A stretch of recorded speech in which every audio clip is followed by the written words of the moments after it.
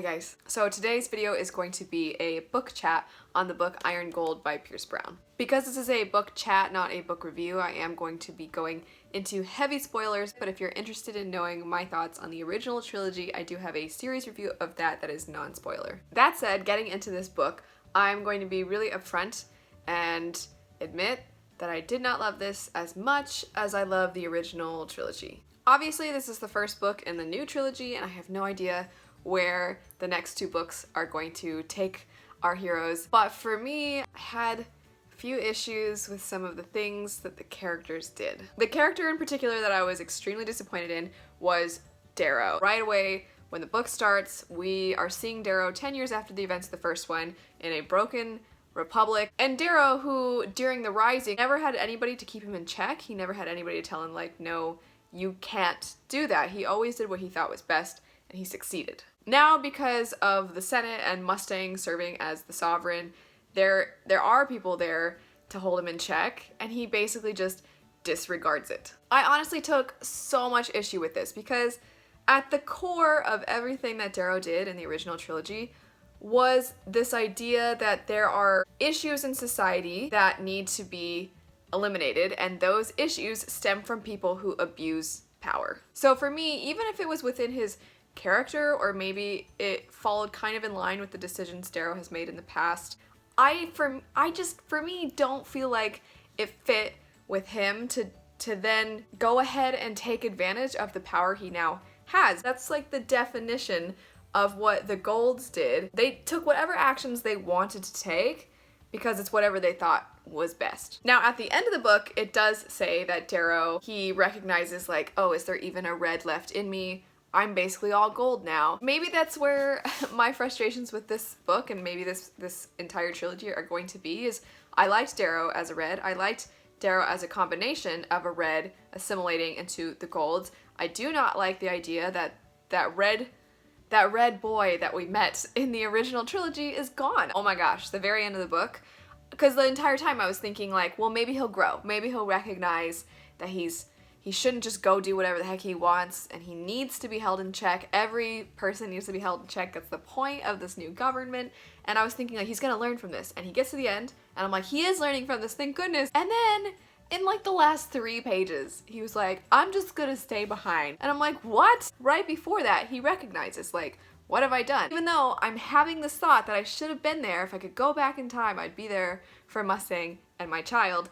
He's like, except for this time, like, this one's legit. I, like, actually gotta go now. Why? He just had the realization. Doesn't he recognize that this is the exact kind of mindset he had when the book started? And maybe that's the point. Maybe it's just supposed to be this endless cycle of Darrow constantly thinking he needs to be at the forefront of the war. But, I was just like, don't just believe that your enemy succeeded in taking your kid. That kind of a thing drives me crazy too, just in general in stories, when it's like the bad guy's like, by the way, he, and they reveal some evil plot, and half the time the evil plot isn't even true, and it's just to throw off the main characters. And even if it is true, maybe don't believe it until you have confirmation. Those are honestly like that is the main thing that I was like frustrated at with the book. It's not by any means a sign of poor writing. I actually think in Iron Gold, this is the best writing I've seen from Pierce Brown, and I'll get into the things that I thought were fantastic in just a sec. But I'm gonna be nitpicky and see if you guys, what your thoughts are on some of these things.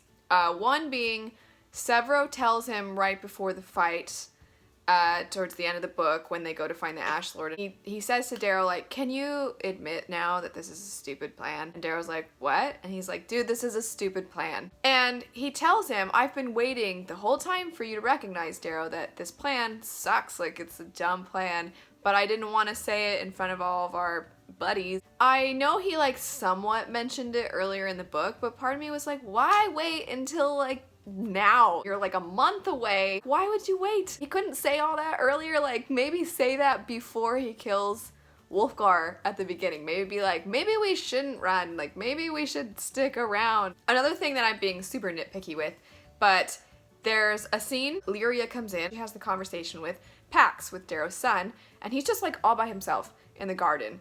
And I get being like by himself with like a couple people around to be guards or something, but he's entirely by himself. How is he entirely by himself? What if Lyria was bad? She, like, there's her opening, there's her chance. How can Mustang, who's supposed to be so brilliant, just leave her son unattended? Those things are obviously super, super tiny, but jumping into some things that I thought were done really well, overall, I thought this was the best writing I've seen from Pierce Brown. I actually thought the way Pierce Brown captured the entire Raw family, I thought was done so well. I think this created a really interesting parallel between how Darrow was in the original trilogy and how Lysander is in this trilogy. For me, Lysander in so many ways is similar to how Darrow was when we first met him, because Darrow was kind of naive and Lysander's kind of naive. He was one of my favorite perspectives to read from though, because I thought everything he did, all the actions he took, I thought fit really well with his character. I actually thought the other characters were done really well too. I thought Lyria, to me, she seemed like the most realistic. I can relate to a lot of the things that she thought and felt, and I think she represents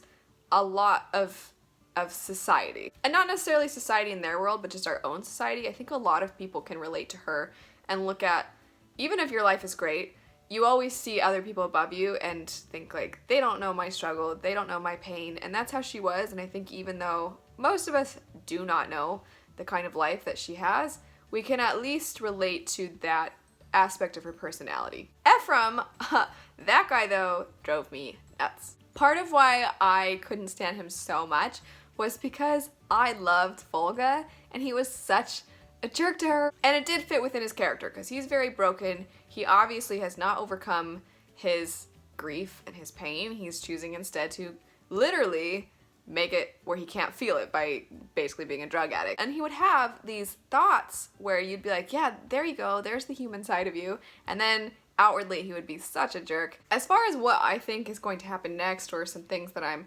uncertain about as of right now, I thought it was a huge mistake for Darrow to set Apollonius, is that how you say it? I thought it was such a bad decision to just let that guy go and kind of stab him in the back, because at the end he's like, sorry, we need these people more than you. And it's like, oh, okay, either your whole plan currently is based off of this guy's ability to hold on to a grudge, so maybe recognize that he's gonna come back for you. Also, I don't know that Cassius is actually dead, especially because when people die in these books, it tends to be kind of a big deal. And it was like, oh yeah, by the way, Lysander, Cassius is dead. And then in a way, there's a bit of a cliffhanger with Pax and Electra and Ephraim, because you're thinking like, did they live? I would imagine they're still alive. It would be such a bummer if they're dead. Could you imagine if they are dead, if it's like, oh, they crashed and died and like that was it for them? All in all, I thought it was a really well written book. The different perspectives that Pierce Brown showed us, he did so well, and he did such a great job of getting in their head.